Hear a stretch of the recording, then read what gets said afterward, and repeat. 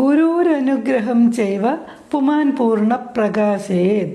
അതായത് നമ്മുടെ ഗുരുക്കന്മാരുടെ അനുഗ്രഹം ഉണ്ടെങ്കിലാണ് നമുക്ക് പൂർണ്ണമായിട്ട് പ്രകാശത്തിലേക്ക് പോകാൻ കഴിയുന്നത്. അല്ലാതെ ഗുരു ശാപമല്ല. അത് നമ്മൾ ഓരോ കുട്ടികളെയും പറഞ്ഞ് മനസ്സിലാക്കേണ്ട കാര്യമാണ്.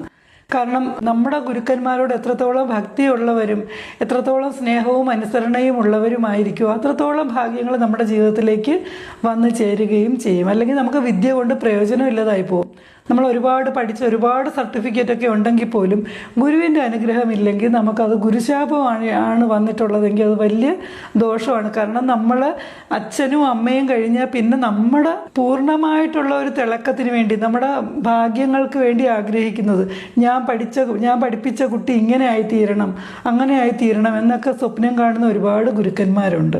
അപ്പോൾ അങ്ങനെയുള്ള ഗുരുക്കന്മാരെ നമ്മൾ വന്ദിക്കുക തന്നെ വേണം. എന്ത് ചെയ്യണമെന്ന് വെച്ച് കഴിഞ്ഞാൽ ഒരു വർഷത്തിലൊരിക്കൽ എന്തെങ്കിലും വിശേഷ അവസരങ്ങൾ വരുമ്പം നമുക്ക് ഏറ്റവും ഇഷ്ടപ്പെട്ട ഒരു ഗുരുവിനെ കണ്ടെത്തി അദ്ദേഹത്തിന് നമ്മൾ വെറ്റില, പാക്ക്, വസ്ത്രം, ദക്ഷിണ നമ്മുടെ കയ്യിൽ എന്താണുള്ളത് അതുപോലെ നമുക്ക് അത്രയും ഒന്നും സാമ്പത്തിക സ്ഥിതി ഇല്ലെങ്കിൽ കുറച്ച് ഫ്രൂട്ട്സ് എങ്കിലും വാങ്ങിച്ചുകൊണ്ടൊന്ന് കൊടുത്താൽ മതിയാവും. അങ്ങനെ എന്തെങ്കിലും കൊണ്ടുവന്ന് കൊടുത്ത് അവരുടെ കാലിലൊക്കെ ഒന്ന് തൊട്ട് വന്ദിച്ചു കഴിഞ്ഞാൽ അവരുടെ ഒരു അനുഗ്രഹത്തിൻ്റെ പ്രവാഹം നമ്മളിലേക്ക് ഉണ്ടാവും.